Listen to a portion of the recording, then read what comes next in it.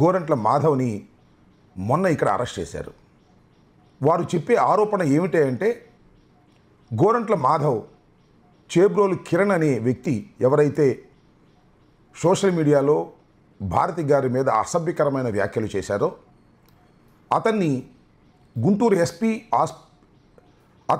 Guntur SP ఆఫీస్కు తీసుకొస్తుంటే మధ్యలో అడ్డగించాడని, అతని మీద దాడి చేయడానికి ప్రయత్నం చేశాడని, పోలీసు వారితో ఘర్షణ పడి వ్యాన్లను డిస్టర్బ్ చేశాడని, డ్యామేజ్ చేశాడని ఆరోపిస్తూ ఒక సెక్షన్ కాదు, సుమారుగా 11-12 సెక్షన్స్, ఎట్టి పరిస్థితుల్లోనూ మెజిస్ట్రేట్ బెయిల్ ఇవ్వడానికి వీలైనటువంటి కఠినమైన సెక్షన్స్ అన్నీ కూడా దానిలో పొందుపరిచి నిన్న సాయంత్రం కోర్టులో ప్రొడ్యూస్ చేశారు. ఇది జరిగిన విషయం. ఈ ప్రొడ్యూస్ చేసే ముందు ఎప్పుడైతే అరెస్ట్ చేశారో అప్పటి నుంచి ప్రొడ్యూస్ చేసేంత వరకు జరిగినటువంటి పరిణామాలు చాలా ఆసక్తికరంగా ఉన్నాయి. అదేమిటంటే అరెస్ట్ చేశారు ముందు, ఆ తర్వాత నగరంపాలెం పోలీస్ స్టేషన్కి తీసుకువెళ్ళారు. సరే, నగరంపాలెం పోలీస్ స్టేషన్కి తీసుకువెళ్తే బహుశా ఈ రాత్రి అట్టుబెట్టి రేపు ప్రొడ్యూస్ చేస్తారులే అని అనుకున్నాం. నేను లేళ్ల అప్పిరెడ్డి గారు ఇద్దరం వెళ్ళి ఇంకా కొంతమంది న్యాయవాదులను కలిసి వెళ్ళి ఆయన్ని యోగక్షేమాలు తెలుసుకుందామని ప్రయత్నం చేశాం. పోలీసు వారు మమ్మల్ని ఎలౌ చేయలేదు. ఎలౌ చేయకపోగా మాకు అక్కడికి వెళ్ళిన తర్వాత తెలిసినటువంటి విషయం ఏమిటంటే అది కూడా మీడియా మిత్రులే చెప్పినటువంటిది, వెనక్కి తీసుకువెళ్ళిపోయారు అని. కొద్దిగా ఆందోళన చెందాం. ఎందుకు తీసుకువెళ్ళారు, ఎక్కడికి తీసుకువెళ్తున్నారు, ఏం చేయబోతున్నారు అనే ఆందోళన సహజంగానే ఎవరికైనా కలుగుతూ ఉంటుంది. ఆ తర్వాత రాత్రి దాకా వెయిట్ చేసి ఎస్పీ గారితో మాట్లాడితే ఎస్పీ గారు ఏమన్నారంటే నల్లపాడు పోలీస్ స్టేషన్కి తీసుకువెళ్ళాము, అది రాత్రిపూట బస్ చేయడానికి సురక్షితమైనటువంటి ప్రాంతం అని భావించి తీసుకువెళ్ళామని చెప్పారు.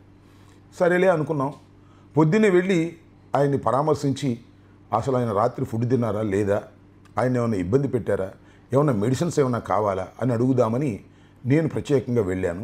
అక్కడ కూడా నన్ను ఎలవ్ చేయలేదు. సరేలేమని వెనక్కి తిరిగి వచ్చాం. ఎస్పీ గారితో మాట్లాడితే నగరంపాలెం పోలీస్ స్టేషన్కి తీసుకొస్తామని, అక్కడ ఆయనతో మీరు మాట్లాడవచ్చునని మాట చెప్పారు. సరే, తిరిగి వచ్చాం.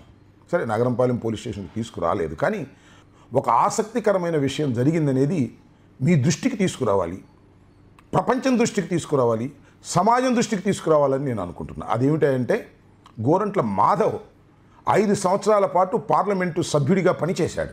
భారతదేశంలో అత్యున్నతమైనటువంటి శాసన నిర్ణయాలు చేసేటటువంటి సభ, దానికి 5 సంవత్సరాలు రిప్రజెంట్ చేసినటువంటి మాధవ్ని కోర్టులో ప్రొడ్యూస్ చేసే ముందు మీడియా ముందు ప్రొడ్యూస్ చేసి మీడియాతో ఎస్పీ గారు మాట్లాడాలని అనుకున్నారు. సరే, ఎందుకు అనుకున్నారో నాకు తెలియదు. ఇది చాలా దుష్ట సాంప్రదాయం. మాధవ్కి ఒక నల్ల ముసుగు వేసి తీసుకొచ్చి మీడియా ముందు ప్రదర్శించాలనేటువంటి ఒక పిచ్చి ప్రయత్నాన్ని పోలీసులు చేశారు. ఎందుకు చేశారో నాకు అర్థం కాలేదు. ఎందుకంటే భారతదేశంలోని అత్యున్నతమైన శాసనసభకు 5 సంవత్సరాలు రిప్రజెంట్ చేసినటువంటి గోరంట్ల మాధవ్ మీద ఆ విధంగా ఎందుకు కక్ష సాధించాలని పోలీస్ డిపార్ట్మెంట్ అనుకున్నది, ఎందుకు ఆయన్ని అవమానపరచాలని అనుకున్నది, ఆయన్నే కాదు వైఎస్ఆర్ కాంగ్రెస్ పార్టీని కూడా అవమానించాలని అనుకున్నది. ఈ ప్రశ్నకు సమాధానం ఏమిటి? ఈ ప్రశ్నకు సమాధానం ఒక్కటే. ఎంటైర్ పోలీస్ డిపార్ట్మెంట్ పొలిటికల్ ఏజెండాతో నడపడానికి లోకేష్ చంద్రబాబు నిర్ణయించుకున్నారు. వారి సలహా మేరకు, వారి సూచనల మేరకే మాధవ్ మీద ముఖానికి ముసుగు గప్పి ఒక దొంగల్లాగాను, ఒక హ్యాబిచువల్ అఫెండర్స్ లాగాను మీడియా ముందు ప్రొడ్యూస్ చేయాలి, కించపరచాలనేటువంటి ప్రయత్నం చేశారు. మాధవ్ పోలీస్ ఆఫీసర్, అంతేకాదు 5 సంవత్సరాలు పార్లమెంటు సభ్యుడిగా పనిచేశాడు. వైఎస్ఆర్ కాంగ్రెస్ పార్టీలో ప్రముఖ లీడర్, బీసీ నాయకుడు, ధైర్యవంతుడు. అడ్డం తిరిగాడు. ఏమనుకుంటున్నారు మీరు? నేను 5 సంవత్సరాలు పార్లమెంటు సభ్యుడిగా పనిచేసే నన్ను ముసుగేసి మీడియా ముందుకు తీసుకొస్తారా, తమాషా అనుకుంటున్నారా అని గర్జించాడు. అందరితో వెనక్కి తగ్గారు. చూశారు కదా మీరు ఎస్పీ గారు ప్రెస్ మీట్లో, మొత్తం 6 ముద్దాయిలు అయితే 5 కనపడతారు. 6 ఆయన కనపడ్డు. ఆయనే గోరంట్ల మాధవ్. ఈ 5 ముసుగేసి తీసుకొచ్చి ప్రవేశపెట్టారు. What is this? ఏమిటి అన్యాయం అని అడుగుతా ఉన్నా. వాళ్ళు వైఎస్ఆర్ కాంగ్రెస్ పార్టీ కార్యకర్తలు. వాళ్ళు నేరం చేశారని మీరు ఆరోపిస్తున్నారు. ఆ నేరం రుజువు కాలేదు. కేవలం వాళ్ళు నేరారోపణ చేయబడిన వ్యక్తులే కానీ నేరస్తులు కాదు. ఎందుకు ఈ విధంగా మీరు కించపరచాలని ప్రయత్నం చేస్తున్నారో నాకు అర్థం కావటం లేదు. ఇది దుర్మార్గం. పోలీసులు ఈ విధంగా వ్యవహరించడం తప్పు. ఎవరిని ప్లీజ్ చేయాలని మీరు ఇలా చేస్తున్నారో సమాజానికి అర్థం కాకుండా ఉండదని కూడా ఈ సందర్భంగా మనవి చేస్తున్నా. ఇదే కాదు, చేబోలు కిరణ్ అతన్ని ప్రొడ్యూస్ చేశారు. అతను చాలా దారుణంగా తిట్టాడు, చాలా దారుణంగా మాట్లాడాడు. భారతమ్మ గారిని మాట్లాడాడు, జగన్మోహన్ రెడ్డి గారిని మాట్లాడాడు. వైఎస్ఆర్ కాంగ్రెస్ పార్టీ నాయకులందరినీ మాట్లాడటమే అతను వృత్తిగా పెట్టుకొని పనిచేస్తున్నాడు సంవత్సరం నుంచి. చివరికి ఇవాళ అరెస్ట్ చేశారు, కేసు పెట్టారు, అతను కూడా ముసుగేశారు.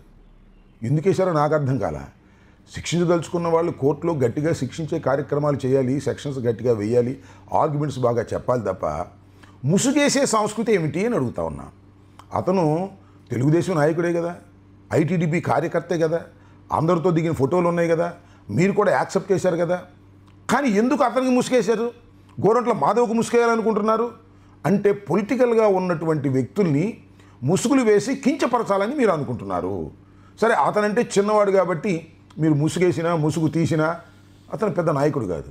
మరి గోరంట్ల మాధవ్కు ముసుగేసి ప్రవేశపెట్టాలనేటువంటి ఒక నీచమైన ఆలోచన పోలీసు వారికి కలగటానికి కారణం రాజకీయ ఒత్తిడి కాదా నేను అడుగుతా ఉన్నా. దీనికి సమాధానం చెప్పవలసినటువంటి బాధ్యత పోలీసు యంత్రాంగం మీద ఉంది అని నేను అంటున్నా.